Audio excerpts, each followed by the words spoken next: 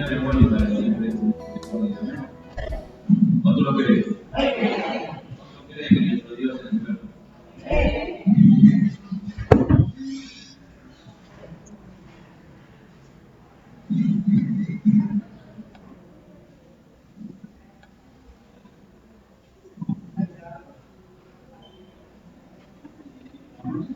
Padre, te damos gracias porque tú eres nuestro buen Dios, te alabamos, te adoramos.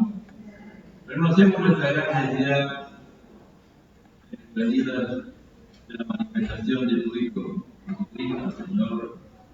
Y ahora tú, por medio del Espíritu Santo, para ir haciéndonos semejantes a Cristo, para ir siendo formado Él en nosotros, y hermanos, entender esa gran necesidad a cada momento de vivir en comunión contigo, Señor.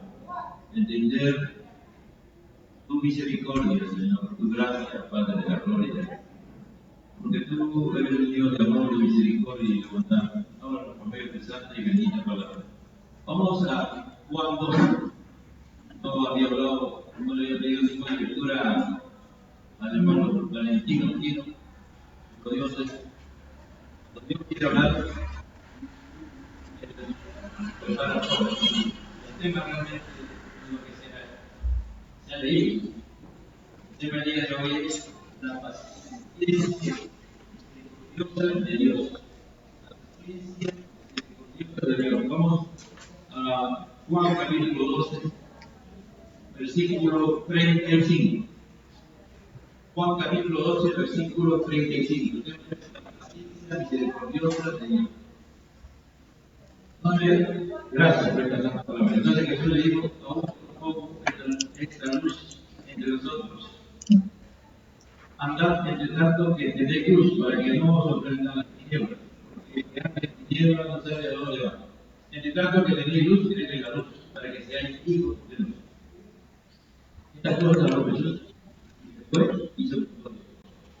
Pero a pesar de que no creía en él, para que se cumpliese la palabra del profeta Isaías, que dijo, Señor, ¿quién ha creído nuestra anuncio? ¿Y a quién se ha revelado la palabra del Señor? Por esto no podía creer, porque el tiempo Isaías llegó los ojos para que no vean con los ojos, y entiendan con el corazón, y se conviertan, y yo los sanaré. Isaías dijo esto cuando vio su gloria acerca de él. Por todo eso, aún los gobernantes suyos creyeron en él, pero a causa de los fariseos no lo confesaban, para no ser expulsados de la sinagoga, porque amaban más la gloria de los hombres que la gloria de Dios. Jesús clamó y dijo, el que cree en mí, no cree en mí, sino al que me envió. El que cree en el que me envió. Yo, la luz que viene al mundo, para que todo aquel que cree en mí no permanezca en tinieblas. Al que oye mis palabras y no las guarda, yo no lo juzgo, porque no he venido a juzgar al mundo, sino a salvar al mundo. El que me rechaza y no recibe mis palabras, ¿quién le juzgue? La palabra que he hablado, ella le juzgará en el día perfecto. Porque yo no he hablado por mi propia cuenta.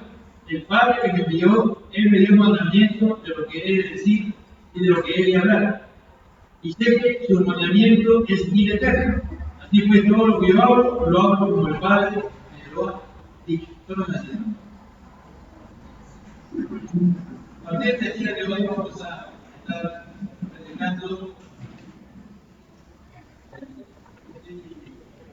dando un nombre a toda esta serie de mensajes. Con la ayuda del Señor, con el poder de Dios y la presencia del Señor, el Señor lo ha probado a través de Jesús, de nuestro cenado con Jesús. Sentados a la mesa con Jesús. Estaba observando y mirando una de las cosas más importantes del ser humano, una familia en orden, hay realmente principios. Familia, una de las cosas que más anhela y desean las personas es sentarse a la mesa con su familia y ahí comer, después de comer la sobremesa, ¿no? Dialogar, hablar, muchas cosas que a veces quedan grabadas en el corazón conversión a través de los años, ¿no? Timoteo estaba ser alentado por el Señor y Dios le mandó esta carta a través de Pablo, que la segunda carta de Timoteo, ¿no? Ya Pablo sabía que se iba a ir y ya no había cambio, porque así Dios lo había determinado. Lo mismo va a pasar con Jesús, ¿no? Estos capítulos 13, 14, 15, 16 y 17, Jesús lo hizo en una mesa, sentado en una mesa. Y es realmente, cuando uno lo mira, es fascinante, realmente todo lo que pasa durante esas pocas horas, ¿no? Serán a lo máximo 3 horas, creo que Jesús habrá estado ahí, por mucho 4, ponle. Porque dice que Jesús salió como a las 11 de la noche ya para ir a Getsemaní, ¿no? Ponle que ya han sido 5 horas, ¿no? Y que algunos de los evangelistas lo narraron, pero en una forma tal como el Espíritu lo determinó. Pero Juan lo va a escribir ya de una perspectiva de comunión, de intimidad con Dios, de abrir, de ver el corazón realmente del Señor, ¿no? Y que esa era su costumbre prácticamente, parece que esa era la costumbre de Jesús, sentarse a la mesa y dialogar con ellos, y ahí decía grandes verdades. Pero antes de entrar a ello, el Señor nos va a mostrar a través de Juan la condición de los incrédulos, la condición de las personas que rechazan el Evangelio, que rechazaron al mismo Jesús. ¿No? Es interesante porque aquí del versículo 35, Jesús va a hablarnos de la negación, como se leía hace un momento en la lectura de la palabra, ¿no? De la negación principalmente del pueblo de Israel, de los judíos, a Jesús como el Mesías, a Jesús como el Dios hecho hombre, aquel que ellos debían haber sido lo primero en identificar. Y vamos a ver realmente que aquí hay profundidad en todo ello, ¿no? Meditaba también por qué Dios a través de Juan, ¿no?, le dice el prólogo o la introducción del Evangelio es a veces es tan fuerte, ¿no? Es algo muy grande lo que se dice en pocas palabras en Juan 1.1, ¿no? En Juan 1.1, el Señor va, por medio del Espíritu Santo, va a llevar al apóstol Pablo. Yo creo que él meditó mucho sobre esto. Yo creo que Juan, a través de los años, él meditó de la gran bendición de haber estado con el Dios hecho hombre. Yo creo que Juan era un creyente que meditaba mucho en la palabra de Dios, que meditaba mucho en las cosas que vivía, las cosas que él de una u otra manera había sido parte o había sido protagonista, él no lo dejaba escapar. Pero también, como era un buen hijo de Dios y meditaba la palabra, llegó a esta profundidad. Y si retrocedemos un poquito hacia atrás en la vida de Juan, Juan era un adolescente cuando fue el apóstol del Señor. ¿Por qué digo hacia atrás? Es el gran reto el día de hoy de la familia cristiana, de criar a sus hijos, de instruir a sus hijos en el temor de Dios, en el conocimiento de la palabra de Dios, ¿no? Juan realmente, aunque su padre era un hombre que dice que tenía un carácter bien fuerte, Bonerges, ¿no? Le decían que era el hijo del trueno, se imagine, para que le digan. Yo creo que así como era el hijo del trueno, amaba a Dios intensamente, amaba a Dios apasionadamente, con todo su corazón, con toda su alma, y él le enseñó a su hijo las verdades que él creía, ¿no? Aunque no entendía la revelación, después ya no sabemos si él escuchó acerca de Jesús, muy probablemente que sí, pero cumplió su rol de padre, cumplió la razón, el propósito por el cual Dios lo trajo a la tierra, para formar a un hombre que después no iba a ser usado por Dios para escribirnos tan poderosas palabras, amado hermano. A Juan se lo conoce como el apóstol del amor. De hecho, que definitivamente Juan también debió tener un carácter bien fuerte, pero el Señor lo transformó, lo cambió y lo hizo el apóstol que cada vez ya cuando era anciano, lo único que él predicaba y enseñaba era acerca del amor de Dios. Dice que en el principio era el verbo era con Dios y el verbo era Dios. Este era el principio con Dios. Si aquí me quedara, sería la prédica y aún me faltaría, ¿no? Pero aquí lo que está afirmando contundentemente Juan es que Jesús era Dios. Es decir, los judíos principalmente comienzan afirmando lo que creen y lo demuestran después. No somos como nosotros los occidentales que decimos todo y después concluimos, ¿no? El judío hay un pensamiento y aquí lo que realmente el Evangelio de Juan va a demostrar en todo momento que Jesús era Dios, hecho hombre, encarnado, el Hijo del Hombre. A veces cuando comenzamos a perder el interés por las cosas de Dios, por ejemplo, cuando ya decimos, algunos ya dicen, ya sé, pues Jesús es el Hijo de Dios, pues, sí, yo sé. Pero eso te emociona, eso te apasiona, eso te hace parar en tu vida y meditar cómo estás viviendo delante de Él. Si eso no te apasiona, si eso ya no te causa nada, o solamente ya algo más en tu vida, preocúpate, porque puede ser que estés bordeando la incredulidad, amado hermano. Y esto es el tema que se habla en Romanos 11 y es el tema que se habla aquí, ¿no? Por eso es la paciencia misericordiosa de Dios, que aún muchas veces nosotros como hijos de Dios somos incrédulos, a veces hacemos cosas que a Dios no le agrada. Entonces Jesús le dijo, Juan 12:35, entonces le dijo, aún por un poco esta luz entre nosotros. Esa palabra por un poco, Jesús la usa muchas veces a través de Juan. Aún por un poco esta luz entre vosotros. Es decir, la luz que era Cristo, todavía por un poco iba a estar, ¿no? Por un poco. Nosotros vivimos un poco en esta tierra, nada más, un poco nada más. Estaba en estos días leyendo sobre la vida eterna y la vida natural humana, ¿no? La vida física. Y Job, por ejemplo, dice, la vida es como el rocío de la mañana. La vida es como la neblina de la mañana. Un poco, todavía un poco, voy a estar con ustedes, ¿no?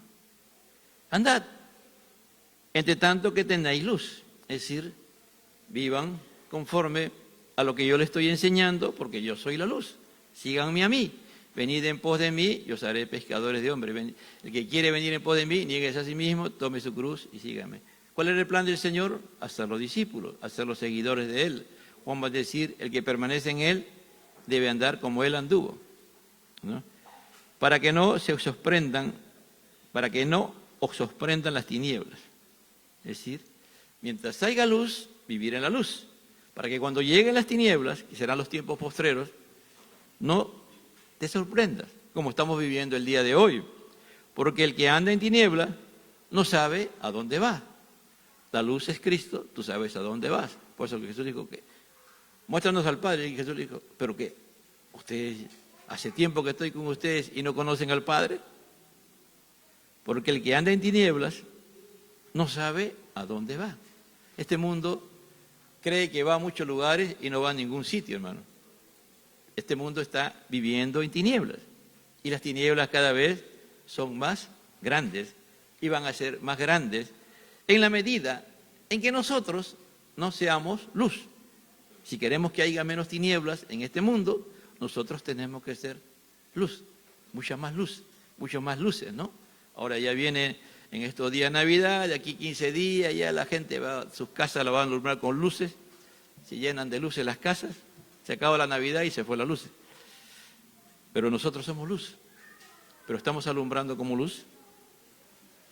Entre tanto que tenéis la luz, entre tanto que tenéis a Cristo, ¿no? Entre tanto estés en comunión con Él, entre tanto hagas lo que Él te dice que hagas, creer en la luz, cree en Cristo, para que seáis hijos de luz.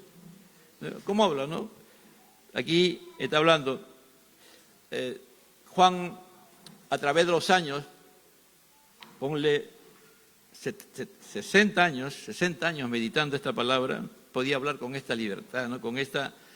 Porque él meditaba mucho en la palabra de Dios, mucho en las cosas que Jesús había oído de Jesús, y que el único que se acordaba era él. Esto no fue que el Espíritu Santo vino y lo sopló, le dijo, ¿te acuerdas? Y le hizo recordar, no. Juan meditaba en estas cosas, hermano. Juan tuvo esa gran bendición. Por eso que cuando tú vienes a un culto, esté presente tu cuerpo, tu alma y tu espíritu, todo tu ser integral. Si tú vienes con todo tu ser, eso se llama oír, ¿me entiendes? Oír no es que tú pones tu oído y escuchas, no. Oír es cuando todo tu ser, espíritu, alma y cuerpo, está pendiente de lo que pasa en el culto y tú eres parte. Tú vienes a dar, vienes a alabar, vienes a adorar si es que estás andando en espíritu y en verdad. Adoras a Dios, pero también llega el momento en que tienes que recibir. Por eso dice, entre tanto que tenéis la luz, creed en la luz, para que seáis hijos de luz. Hay que creer en la luz. El proceso de creer es todo un gran sistema.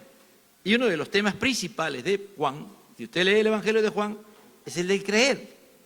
Si usted lee una de las palabras que más usa Juan, es creer, creer. Y creyeron y no creyeron, creed. Búsquelo ver, ponte a buscar en Juan y ponga ahí una marquita de la palabra creer o cualquiera de sus manifestaciones y vas a ver la cantidad de veces que dice creer.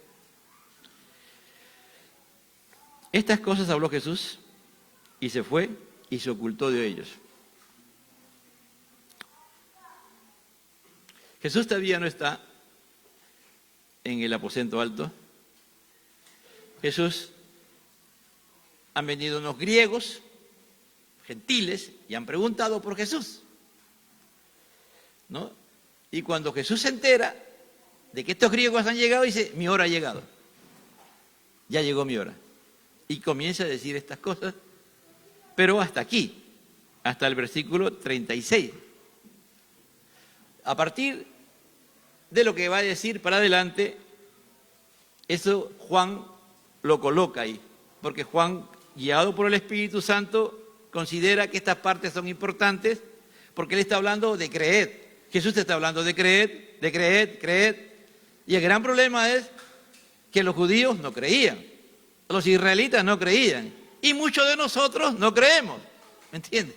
Por eso que él va a hablar de dónde viene este tema, a dónde nos lleva el proceso de no creer, que nos vuelve incrédulos, y después vamos a entrar en un tema que nadie que esté aquí presente, Dios permita que llegue a esa condición. Pero a pesar que había hecho tantas señales delante de ellos, no creían en él. Hermano, Jesús hizo cosas gloriosas y grandiosas. Dios, cuando sacó a su pueblo de Egipto, hizo cosas gloriosas y grandiosas. Cosas increíbles. Cosas que hasta el día de hoy no se han vuelto a repetir. ¿Te imaginas que tú no te preocupes por la moda? 40 años con la misma ropa, con los mismos zapatos y nunca se desgastaron. Que tú vayas a una roca y de la roca salga agua. Que tú vayas y del cielo caiga la comida, ¿no? Es decir, cosas que se daban todos los días y ya se volvieron rutinarias para ellos. Cuando nosotros perdemos, por eso que el Señor dice, a través en el encuentro con la samaritana, que su padre está buscando verdaderos adoradores que lo adoren en espíritu y en verdad. Un adorador siempre somos conscientes de que tenemos que agradecer a Dios permanentemente. Cuando nosotros no agradecemos, hermano, damos por hecho las cosas y con el tiempo una de las posibilidades, y a veces casi siempre, nos vamos a volver incrédulos. ¿Me entiendes? Dice, Jesús hizo cosas, te imaginas a un hombre que olía muerto, olía ya, ¿no?, 3 días, y ahí ordenarlo, que salga y sale con todas sus vendas, ¿no? Estaba muerto y le da vida. ¿Qué más hizo Jesús? Convertir el agua, un agua normal, natural, en vino. Hablarle a la tormenta, ¿no? Como, hablarle tal como era, porque era un espíritu demoníaco que se había levantado contra el Señor y contra los discípulos, y se calmaba, ¿no?, en una tormenta de mar, que los mismos discípulos se quedaron asombrados. Caminar sobre las aguas, multiplicar los panes y 2 peces, sabiendo que habían 5 panes y 2 peces, y comer más de 15.000 personas. No, primero dije 3.000 y después 5.000, y multiplícalo sin contar los niños, dice, ¿no? Es decir, todas esas cosas, ¿no? Jesús, y después ellos mismos escuchar los alguaciles que fueron a buscarlo. Nunca hemos oído hablar a alguien como este hombre. Cada vez que Jesús enseñaba, cada vez que Jesús predicaba, todos se quedaban impactados, hermano. No había hombre, no había mujer que no escuchara lo que Jesús predicaba. Pero a pesar que había hecho tantas señales delante de ellos, no creían en Él. ¿Crees en Jesús? ¿Crees en Dios Padre? ¿Crees en la palabra? ¿Vives conforme a esta palabra? ¿Creemos, vivimos de acuerdo a esta situación?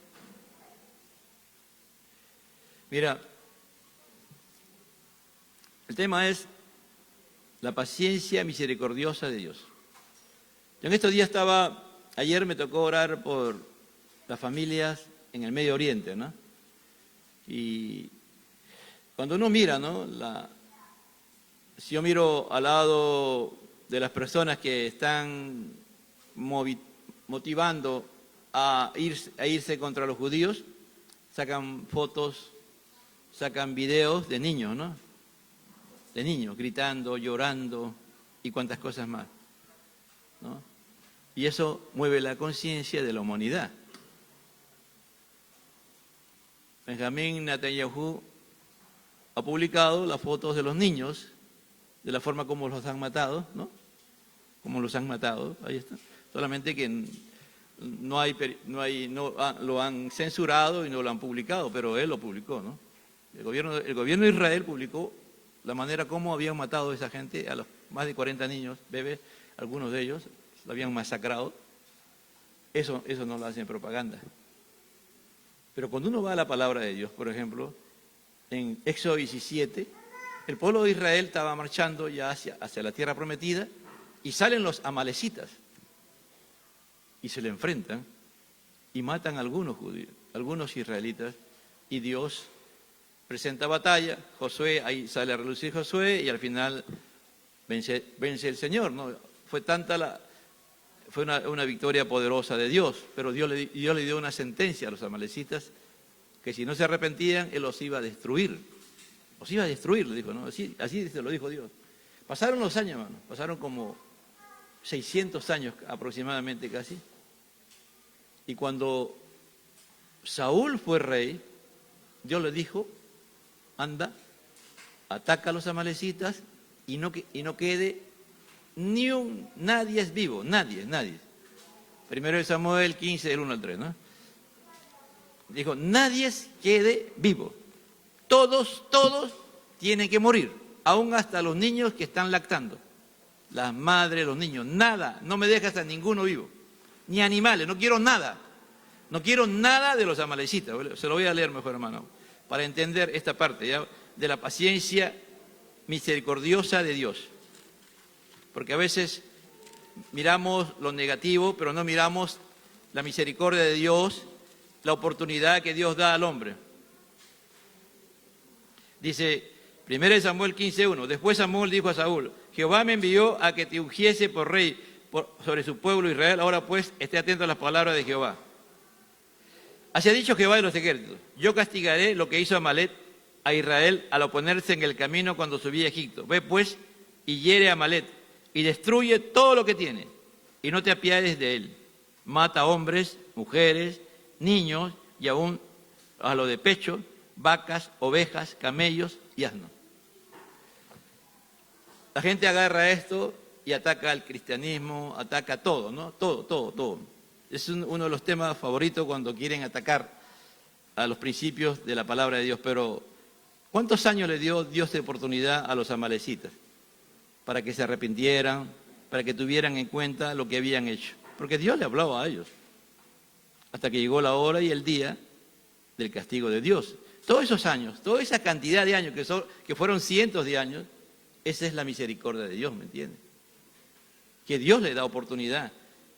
Nosotros estamos comenzando una nueva etapa y puede variar esta nueva etapa si la iglesia se vuelve a Dios con todo le pide a Dios poder de Dios y comenzamos a hacer la voluntad de Dios y las almas se comienzan a convertir a nivel mundial y lo que Dios ha planificado, Dios lo puede parar, ¿me entiende? Dios lo puede parar.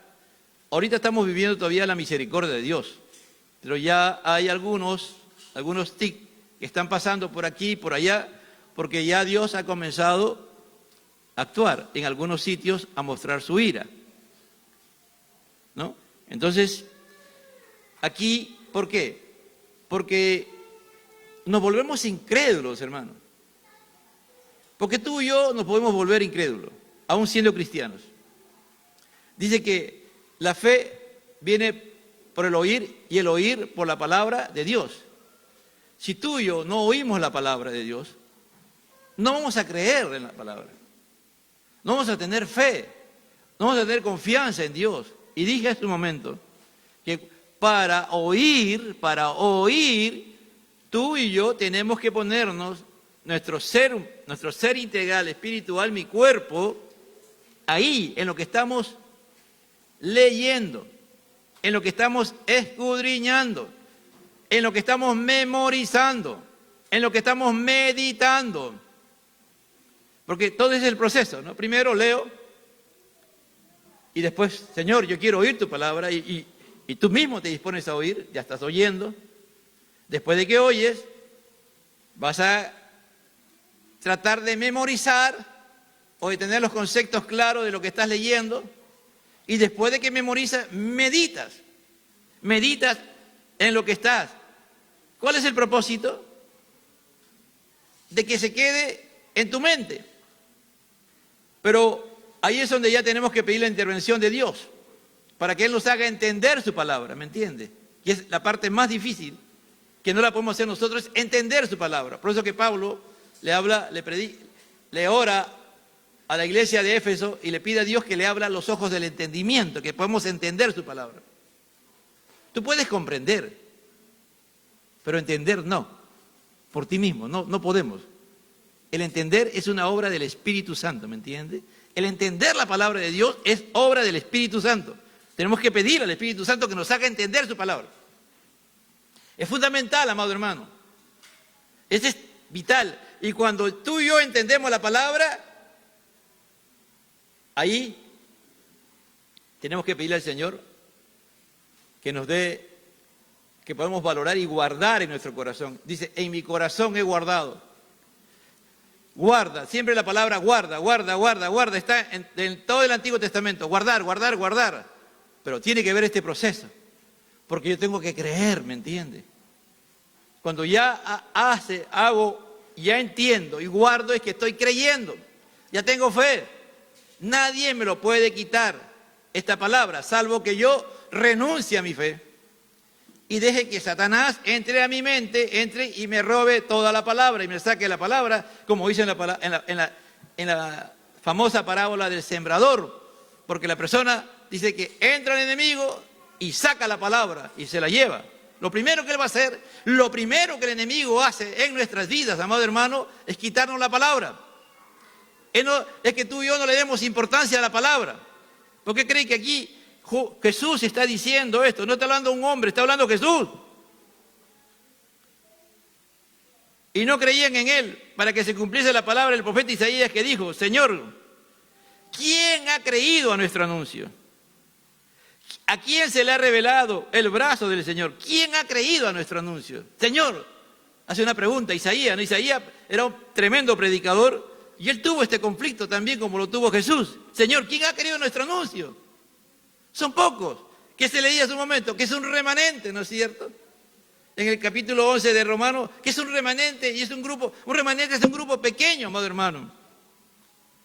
¿Y a quién se ha revelado el brazo del Señor? Es decir, el poder, los prodigios, la mano extendida de Dios. Dice, la iglesia de los Hechos era una iglesia que hacía señales y prodigios porque Dios tenía su mano extendida. Dios hacía cosas gloriosas y grandiosas. Cuando Dios se está moviendo, cuando Dios está haciendo cosas gloriosas y grandiosas, que tiene su mano extendida a favor de su pueblo, haciendo cosas que jamás tú podías que en el nombre del Señor se hagan. Y Él lo hace, amado hermano. No había revelación de Dios, no había manifestación de Dios, como muchas veces está pasando en este tiempo y nos está pasando a nosotros como iglesia. Por esto no podían creer. Por esto no podían creer. ¿Por qué? Porque no creían la palabra que predicaba Isaías y no creían la palabra que les predicaba Jesús. No, ellos veían el milagro poderoso de Jesús. Cosas gloriosas, grandiosas, que ojo no vio ni oído oyó. Ellos podían ver, amado hermano. Pasaba el tiempo y se olvidaban. Son como esas personas que a veces vienen y tienen un problema, están con cáncer, se ora por ellos, sanan y hacen acá y prometen, hermano. ¿Qué no prometen? Prometen todo. Pasa 1 año, 2 años y se desaparecen y a veces están peor que antes, hermano. Porque no se han convertido, pues. Ven el brazo extendido de Dios, los primeros días agradecen a Dios y después hasta ofenden a Dios con su manera de vivir, su estilo de vida, ¿no? Por eso después cuando tenemos problemas, ahí buscamos a Dios, venimos corriendo a Dios y a veces ya es tarde. ¿Por qué? Porque ya Dios ha sido misericordioso, ha tenido paciencia, pero ya llegó la hora. Y a veces aún Dios tiene misericordia porque lo mejor que puede pasar a esa persona es que se convierta y el Señor se lo lleve. ¿Me entiende? Como en el caso de aquí, de por qué el Señor ordenó que a los niños de bebé que estaban lactando, a los bebés, a los niños, a los ancianos, a todos se matara y no quedara ninguno. En especial por los niños y los bebés. Cuando hubo el diluvio universal, Dios separó a los bebés, a los niñitos, los puso en un lugar, allá los niños se van a salvar y acá yo me encargo de ellos. No, hermano, todos murieron. Mujeres dando a luz murieron, ¿me entiendes? Mujeres, es decir, eso fue, si tú miras, imagínate cómo fue el diluvio universal. Cómo fue el morir ahogado. Bebé, de todo, ¿me entiendes? ¿Por qué Dios hace eso? Por su misericordia, pues hermano. Parece absurdo de tu mente, si yo lo pienso humanamente, claro que es absurdo para mí, pero es por su misericordia. Porque Dios los salva, ¿me entiendes? Si se van bebés, se van niños y no tienen conciencia de pecado, Dios se los lleva a su presencia, se los lleva, hermano. Porque si siguen, ellos van a ser peor que sus padres, hermano. Peor que sus padres. Y si sus padres mataron a 10, ellos van a matar a 200, hermano. Los Hamas, desde que nacen, a los niños nos enseñan a odiar a los judíos. Los Hamas es una secta religiosa, política, le enseñan a odiar a los judíos. A que ni un judío debe estar vivo, ¿me entiende? Y los judíos, lo más triste es que los judíos creyeron que ellos lo habían ya controlado, porque se olvidaron de Dios, ¿no? Por eso que aquí hemos leído hace un momento Romanos 11, cegó los ojos de ellos y endureció su corazón, para que no vean con los ojos y entiendan con el corazón y se convierten y yo los sane. Mira lo que dice. Cuando tú vas, por ejemplo, vamos al libro de Éxodo y encontramos ahí a Faraón, ¿no? ¿Qué hacía el Faraón? ¿Le felicitaba a Moisés? Cada vez que Moisés iba o cada vez que Dios hacía algo, ¿él se ponía feliz? No, hermano, su corazón se endurecía.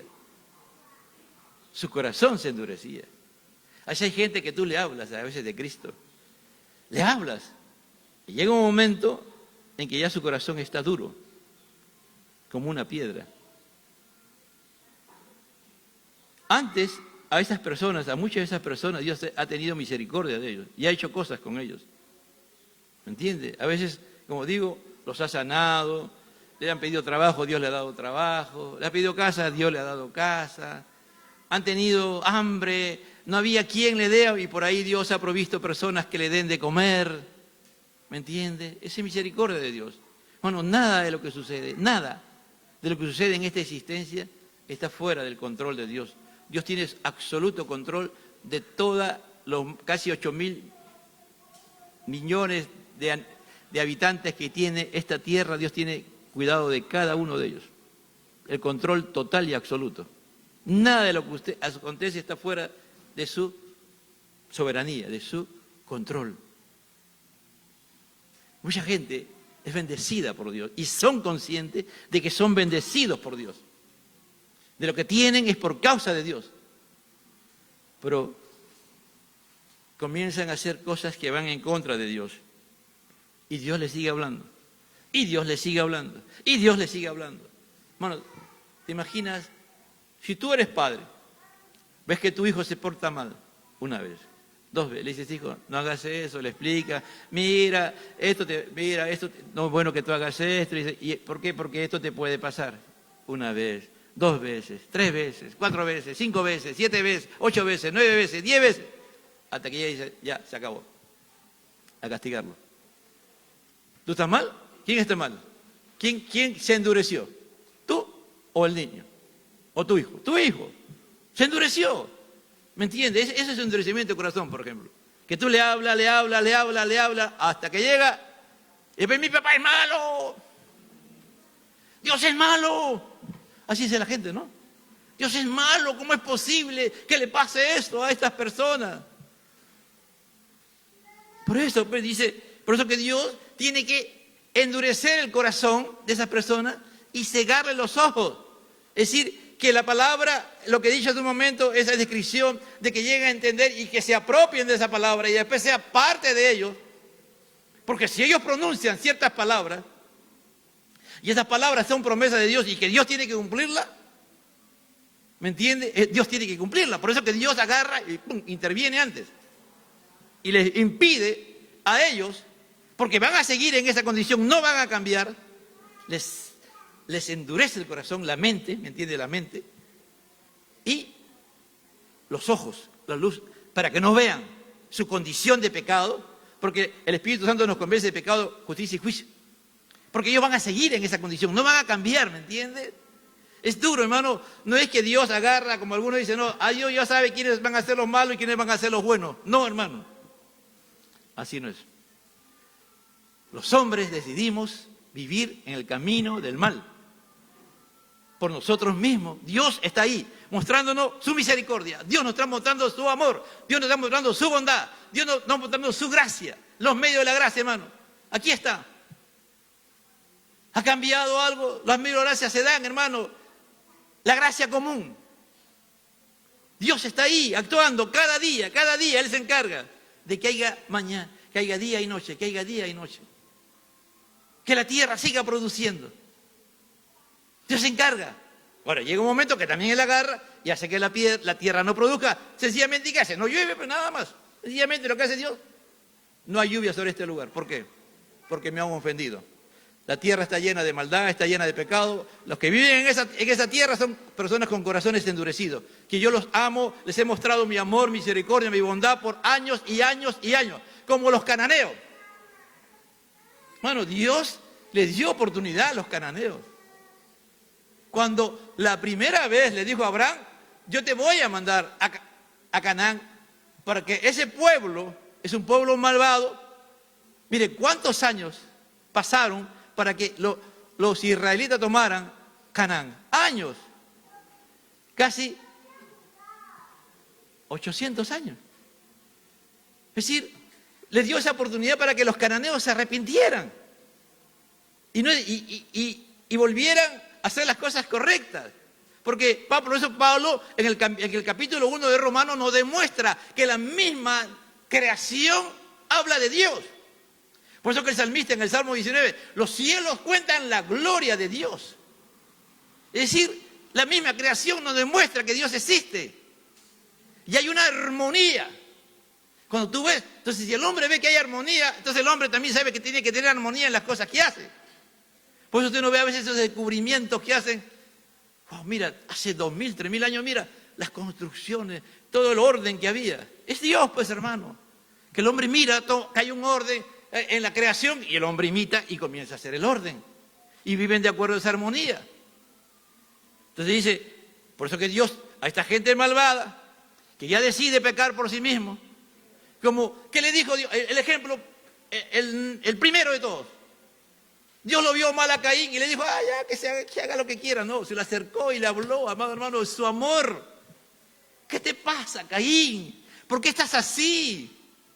Le habló su amor, su misericordia. No permitas que te gane lo que está en tu corazón. Renuncia a eso, si no comenzamos a mirar el diálogo. De hecho, que hubo un diálogo entre Dios y Caín. ¿Y qué hizo Caín? ¿Le hizo caso a Dios? Dios le habló, hermano, Dios. Mató a su hermano. ¿Me entiende? Ese es el hombre sin Cristo, el hombre sin Dios. Es malo. Pero a ese hombre malo tenemos que amar. Porque de tal manera amó Dios al mundo que ha dado sus hijos ni tiene cuidado para que todo aquel que crea no se pierda, mas tenga vida eterna. Así como Dios tiene misericordia de Dios, también nosotros tenemos que tener misericordia, hermano. Por eso Jesús dice, al que te maldice, bendícelo. Al que te persigue, ora por él. Al que te pide que hagas esto, hazle el doble. Es decir, Jesús viene y rompe. Es decir, y eso es misericordia de Dios. Eso es oportunidad a ese ser humano, a ese hombre malvado, perverso. ¿Entiendes? ¿Entendemos, iglesia? Jesús está aquí, Juan, preparando la antesala de sentarnos a la mesa con Jesús, diciendo, hay dos grupos de personas, los que creen en mí y los que no creen en mí. Estoy hablando a los incrédulos. Isaías dijo entonces, cuando vio su gloria, habló acerca de él.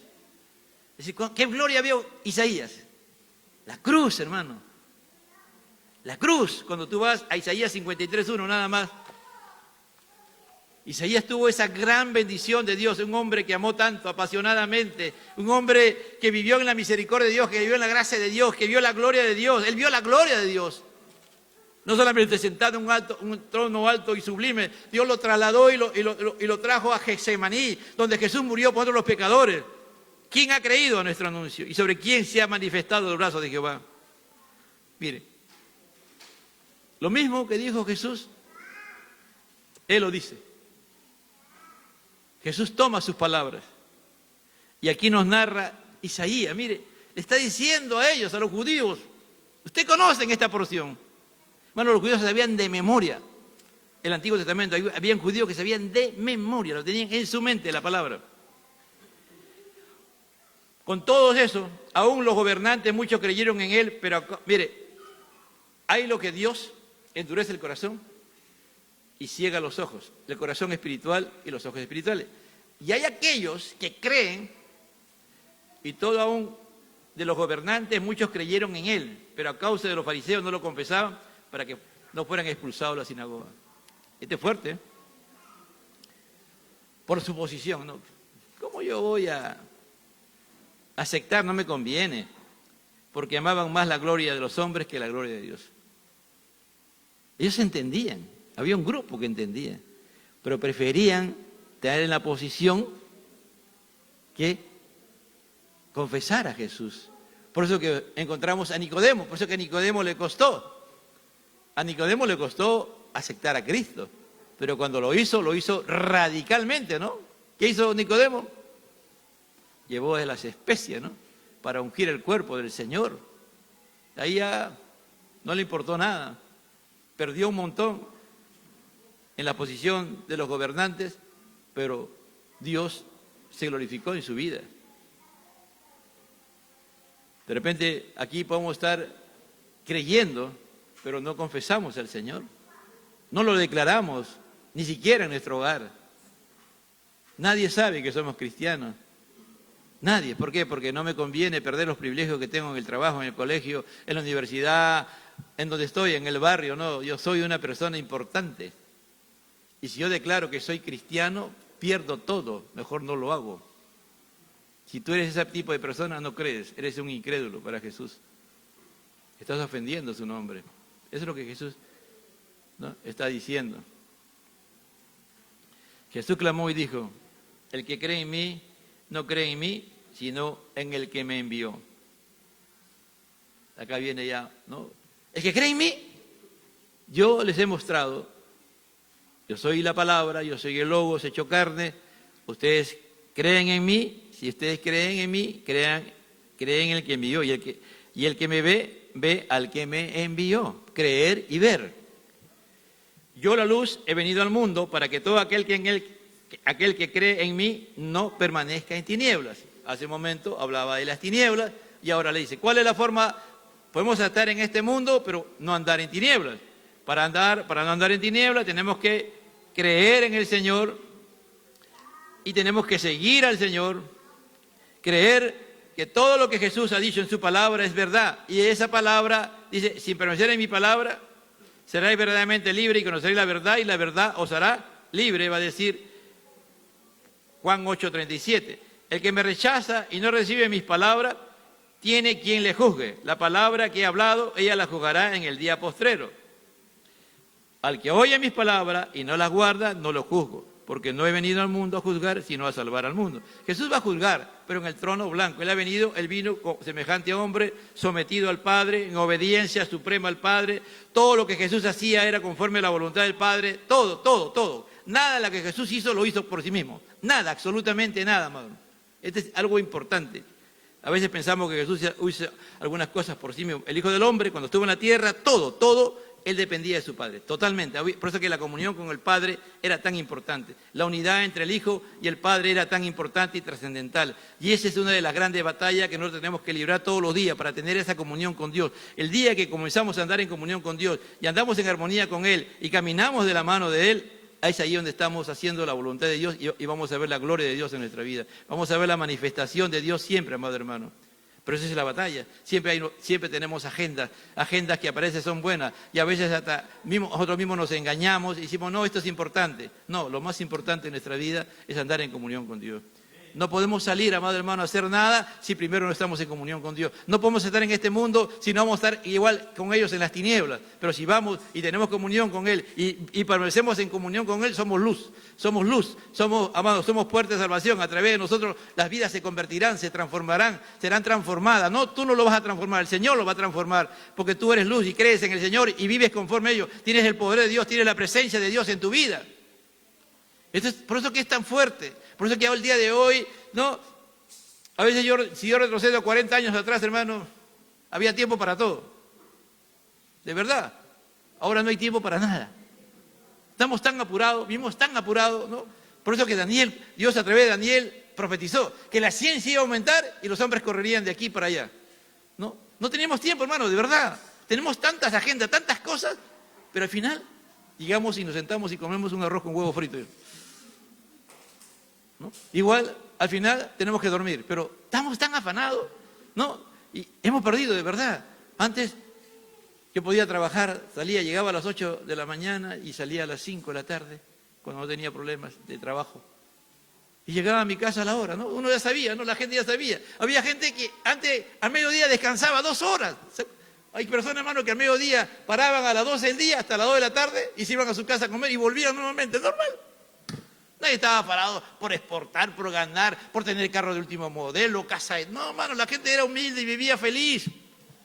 Bueno, y a veces, el día que nos toca partir, aparentemente nos pones en el mejor cajón que hay en la funeraria, buscamos la mejor funeraria. ¿De qué vale? Mano, pero ahí he sido apabullados y nos quita el tiempo. Cosas que no son trascendentes, de tener comunión con Dios. Cuando Dios no falla. Dios no falla. Ahí está. Los judíos tienen los mejores armamentos del mundo. La ciencia más avanzada en armas la tienen los judíos. y unos pobres solamente con parapente llegaron y se le acabó la fiesta. Ay, Dios nos avergüenza, hermano, cuando confiamos en las cosas creadas, cuando creemos en Él. Dice, esta palabra que tú y yo escuchamos y estamos llamados a oír, a memorizar, a escudriñar, a pedirle al Señor que lo podamos memorizar y suplicarle y rogarle al Señor entender su palabra, nos va a salvar. Porque a través de ella Dios nos habla y Él se forma en nosotros.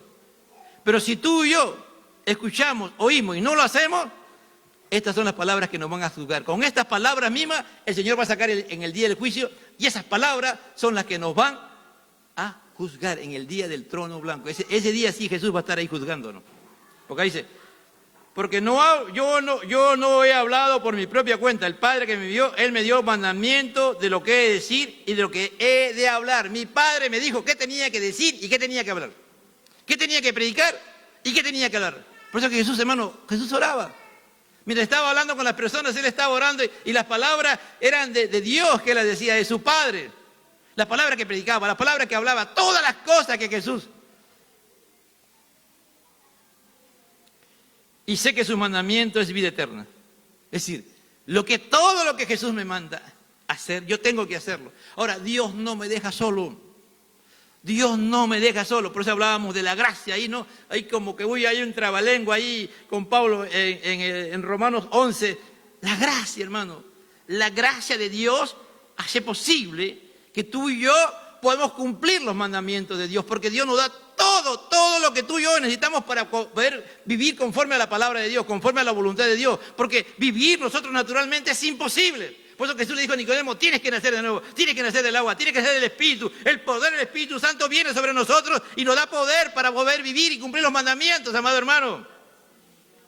Pues estoy diciendo, y sé que su mandamiento es vida eterna. Si tú y yo cumplimos con estos mandamientos en el Señor Jesucristo, llenos del poder de Dios, llenos del Espíritu Santo, tenemos la vida eterna. Aquí está hablando de eternidad ya Jesús. Mira, ¿a dónde lo está llevando? Así que, pues lo que yo hablo, lo hablo como el Padre me lo ha dicho. Va a terminar de esa manera Jesús. Y después vamos a comenzar la próxima semana todos estos 5 capítulos, hermano. De lo que Jesús va a hablar y quiere hablar con nosotros en este tiempo. En este tiempo postrero, en este tiempo de crisis que estamos entrando, y que si Dios lo ha determinado, entraremos, así como Jesús iba a ir a la cruz y le iba a morir por nosotros, y está preparando a su pueblo, a sus hijos, que Él ha ganado, que su Padre le ha entregado, y ninguno se ha perdido, salvo el hijo de perdición, y Él lo aclara a cada momento. Prepararnos y estar firmes en Cristo, como estuvieron sus discípulos. Sí, tuvieron su crisis, sí, pero ninguno de ellos se perdió. Volvieron a Él, amado hermano. ¿Por qué? Porque le creyeron a Él, porque no fueron incrédulos. Ellos siguieron, amado hermano. Pero como un día dijo Jesús, si quieren, ustedes se pueden ir, le dijo a ellos. Muchos irán, hermano, pero muchos vendrán. Pero tenemos que responder como lo respondió Pedro. Señor, ¿a dónde nos vamos a ir? Tú tienes palabra de vida eterna. Tú tienes. ¿Te hace falta oír la palabra de Dios todos los días? ¿Tienes necesidad de oír la palabra de Dios? Dios permite, hermano, que Él despierte nuestro ser. No sé qué está pasando conmigo, pero creo que eso está haciendo Dios conmigo, hermano. De verdad, hay días que no puedo dormir y lo único que me meto a estudiar la palabra. Me meto a estudiar la palabra y paso horas, hermano, de verdad. Eso nunca me había pasado, nunca antes, de verdad. Yo creo que Dios puede hacer eso también contigo, para enfrentarnos y de ser de bendición no solamente para tu familia, para tu matrimonio, para tus hijos, no solamente para tus padres, no solamente para tu esposo, tu esposa, para tus hijos, para tus amigos, sino para esta humanidad. Como este joven, hermano, este adolescente, Juan, fue parte de esta historia, pero esta historia se convirtió en palabra viva y eficaz. Cuando Juan escribió el Evangelio de Juan, si tú vienes aquí y vienes con esa claridad de que vienes a oír a Dios, porque quieres seguir creyendo y si quieres seguir creciendo, Dios te va a bendecir. Gracias te doy, Señor. Gracias. Mira, Señor, gracias por ser protagonista en la vida de Juan, del apóstol Juan. Gracias por llevarlo a esa dimensión, Señor. Tú quisiste que por años, Él procesara en su mente y en su corazón todos estos eventos que después tú le ordenas que escriba inspirado por tu Espíritu Santo. Sí, Señor, nunca perdemos nuestro tiempo cuando estamos en ti, nunca. Es lo mejor, lo más glorioso, lo más grandioso, no tiene precio. Eso no lo conseguimos, no lo podemos comprar en ninguna parte. Todo esto es por pura gracia, Señor. Haznos amarte intensamente. Llévanos a amarte, Señor, con todo nuestro ser, espíritu, alma y cuerpo, y oír tu palabra como todo nuestro ser. Porque queremos conocerte, queremos seguir creciendo en la gracia, queremos no solamente creer, sino hacer tu voluntad, Señor, como lo hizo Juan, que llegó anciano, Señor. Oh, Padre de la gloria, predicando tu palabra, proclamando tu palabra a tiempo y fuera de tiempo. Gracias, Señor. Gracias, Jesucristo. Dios es bueno y para siempre es tu misericordia.